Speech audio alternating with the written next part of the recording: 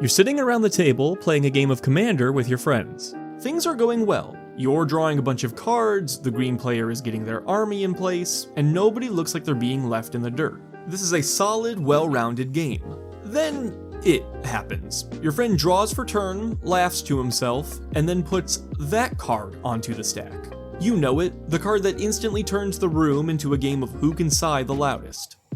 Come on man, really?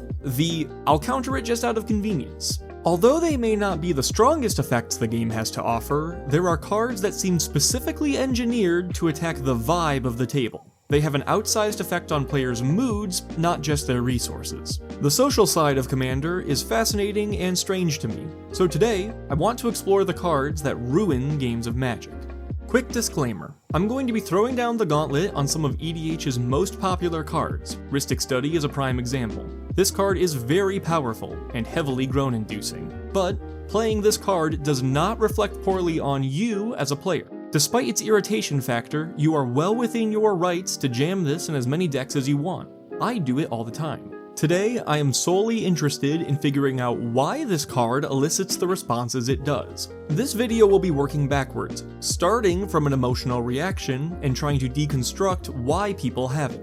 This also means there will be an element of subjectivity here. Some groups find all removal to be upsetting, while others have a robust competitive understanding and don't even blink at hard stax pieces. My examples are going to derive from popular sentiment, and I will try to bring more substance to the discussion than just "Unga Bunga card is bogus." Without further ado, let's do this.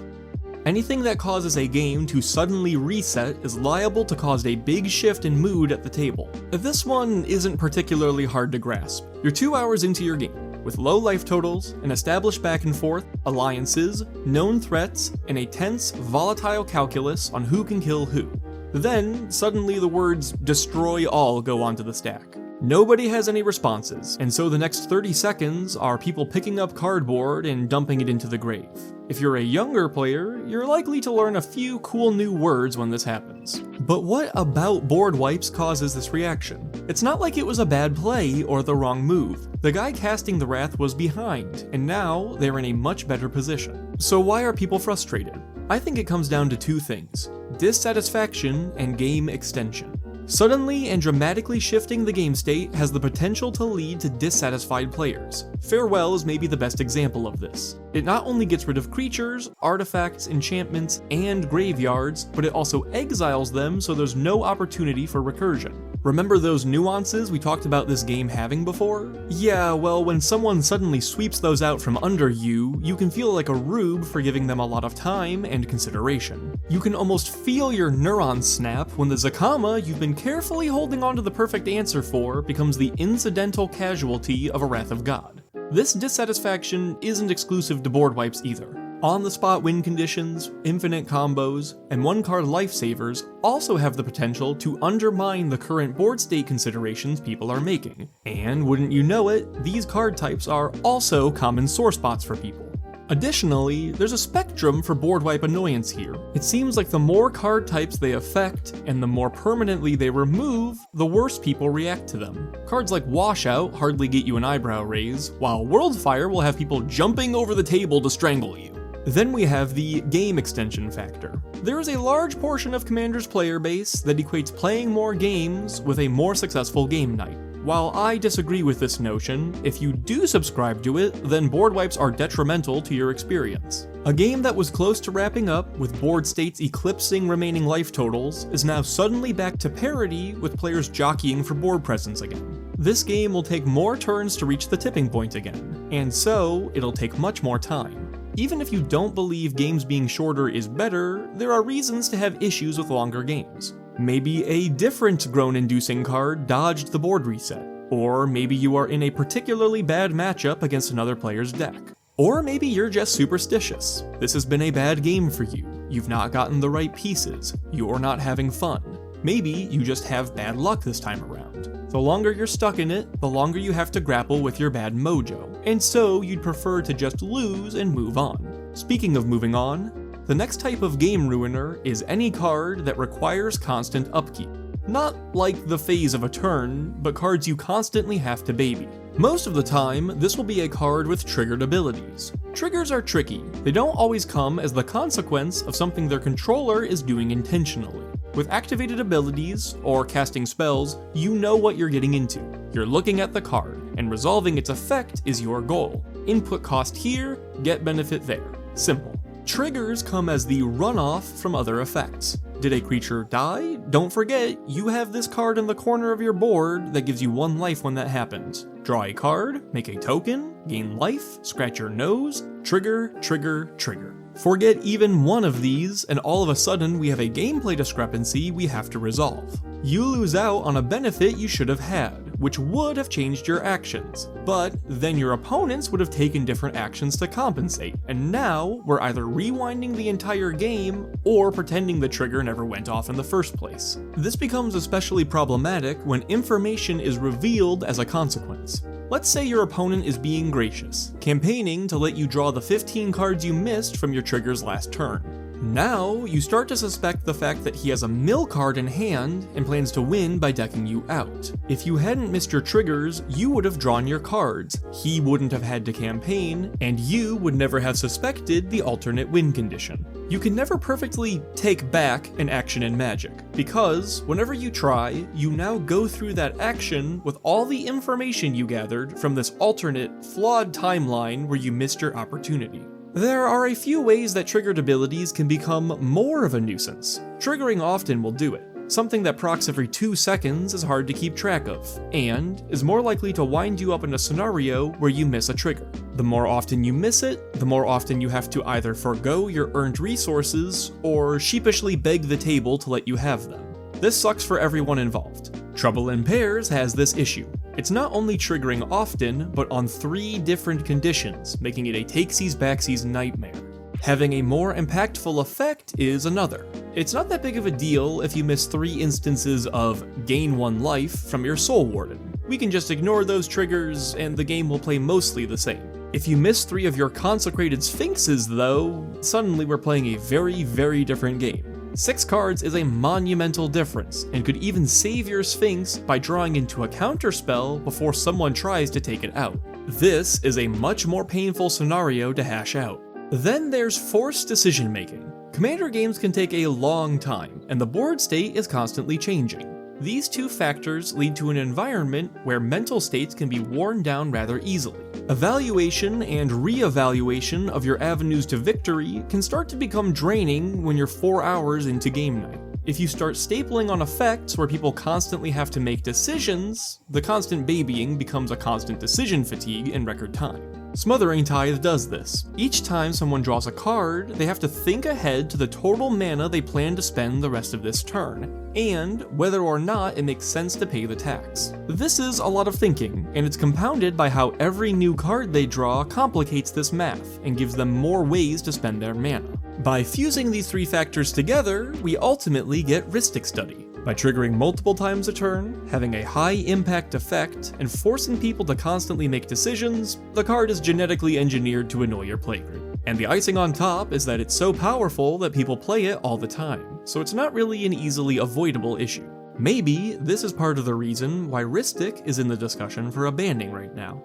Another surefire way to rile up your friends is to deny them game actions. If you can keep cards stranded in their hand, or shut off the abilities of the ones on their field, you'll start to see the irritation level rise. One way to do this is with stax pieces. These are usually permanents that hang around and continuously interfere with people's resources. Winter Orb is the classic example. It sits there on your board and changes the game from a race to a crawl.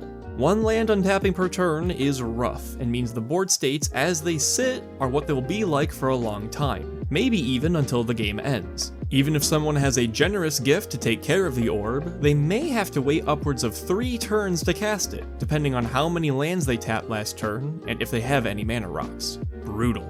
But stax cards don't have a monopoly on gameplay denial. Counterspells and targeted removal both also revoke access to cards you deem too threatening to stick around. These cards are, however, understood to be a healthy part of the game. Removal gives consequences to getting greedy with expensive threats, brings tables back into parity when one player is ahead, and rewards skilled threat assessment. But you can explain these points until you're blue in the face, and someone at your table will still be upset they didn't get to play with their toys. I think the main reason for these cards being maligned is an expectation. When you put a deck together and practice with it, you start to get an impression for how far along its game plan should be on certain turns. Turn 2, ramp. Turn 3, commander. Turn 4, big threat, etc.